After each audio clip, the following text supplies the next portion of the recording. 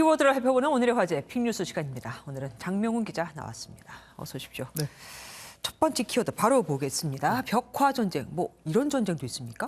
네, 대선판 뜨거운 감자로 떠오른 서울 종로구 한 서점의 외벽 그림 얘긴데요. 아, 예. 네, 최초에 이 외벽에 그림이 그려진 게 5개월 전인 지난 7월인데요. 첫 그림이 어떤 그림인지 혹시 기억이 나십니까? 당연하죠. 네. 떠들썩했었잖아요. 뭐 네. 줄리의 꿈, 줄리의 남자들 뭐 이런 거 아니었습니까? 네, 맞습니다. 윤석열 국민의힘 대선 후보의 배우자인 김건희 씨가 화류계 여성이었다. 이런 의혹을 풍자하는 그림이었는데요. 당시 윤 후보 지지자들의 반발로 벽화를 다시 덧칠하게 됩니다. 네. 그리고 11월에 다시 같은 작가가 그림을 그리는데 개 사과, 손바닥 왕자 등 윤 후보의 말실수를 겨냥하는 그림이 다시 등장합니다. 여기까지는 뭐 윤 후보와 관련된 그냥 일반적인 풍자 같습니다. 예, 반격은 어제부터 시작됐습니다. 네, 지금 보고 계신 이 벽화가 어제 등장한 새로운 벽화인데요. 예, 저희가 보도해드렸죠. 네, 이재명 더불어민주당 대선 후보와 불륜설 의혹이 불거진 여배우로 추정되는 인물과 은수미 성남시장으로 보이는 인물이 그려져 있고요. 부동산 개발 특혜 의혹이 제기된 대장동 땅의 전경까지 볼 수 있습니다. 진짜 뭐 어떻게 보면 전쟁 맞네요. 주거니 받거니. 네. 근데 문제는 없는 겁니까, 저래도? 이 벽화를 작업한 작가들은 이 대결이 정치 혐오로 이어지는 건 원치 않는다 이렇게 밝혔습니다. 네. 작가의 말 한번 들어보시죠. 보시는 분들이 판단하시는 게 제일 좋을 것 같습니다. 정치적인 부분들이 혐오 쪽으로 가지 않고 재미난 대결로서 이렇게 재미나게 풀어갈 수 있는 이야기가 됐으면 좋겠습니다. 벽화 속 추정 인물로 본인이 나온다면 얘기가 달라질 수 있습니다. 이 벽화에 등장한 인물로 추정되는 배우 김부선 씨는 자신의 SNS에 돌이킬 수 없는 상처와 모욕을 줬다며 명예훼손으로 작가를 고소하겠다고 밝혔습니다. 그렇죠. 나쁜 뜻이 없어도 누군가에게는 상처가 될 수도 있는 거니까요. 다음 보겠습니다. 네, 이런 풍자 작품 우리나라만 있는 건 아닙니다. 중국 얘기를 가져왔는데요. 네. 목숨 건 전시회로 정했습니다. 아, 목숨을 걸고 전시를 합니까? 네, 혹시 앵커께서는 곰돌이 풀을 아십니까? 푸요? 네. 저 알죠. 그 꿀 좋아하고 왜 상의만 입고 있는 네. 말이 좀 이상한가? 하여튼 옷 입고 있는 그 곰이요. 네, 하지만 이 곰돌이 푸가 중국에서는 되게 금기시 되고 있거든요. 왜 그렇습니까? 네, 이 사진을 보시면 왜 그런지 아실 겁니다. 네, 왼쪽은 곰돌이 푸고요. 오른쪽은 시진핑 중국 국가주석입니다. 후덕한 모습이 언뜻 비슷해 보입니다. 네, 푸의 둔한 이미지가 시 주석과 겹치고 시 주석을 희화화하는 데 사용되다 보니 중국 당국은 곰돌이 푸에 대한 전시회 등을 일절 막고 있습니다.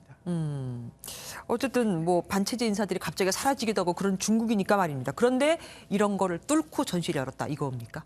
네, 맞습니다. 중국계 작가가 이탈리아 북부 한 지역에서 전시회를 열었는데요. 전시회장엔 이렇게 곰돌이 풀을 탄압하는 시 주석의 모습이 담긴 작품도 있습니다. 예상했듯이 이탈리아 주재 중국 대사관에서 전시회 취소를 강하게 요구했지만 해당 지자체장은 예술엔 검열이 있을 수는 없다며 강행했다고 합니다. 사실 곰돌이 푸가 시주석보다 더 나이가 많지 않습니까? 그리고 저라면은 푸의 그 푸근한 이미지를 네. 더 살릴 것 같은데 의외입니다. 다음 볼게요. 이번에는 곰의 이웃 사촌 얘기입니다. 근데 고기를 먹는다고요, 판다가? 네, 판다 하면 가장 먼저 생각나는 이미지가 이 대나무를 질겅질겅 그렇죠. 씹는 이 모습이잖아요. 네네. 근데 이 판다가 고기를 먹는 모습이 포착됐습니다. 보시는 영상이 중국 산시성 일대에서 촬영된 야생 판다인데요. 동물의 뼈에 붙은 살점을 갉아먹는 모습입니다. 아까 잠깐 말씀하셨지만 어쨌든 판다는 초식 동물 아닙니까?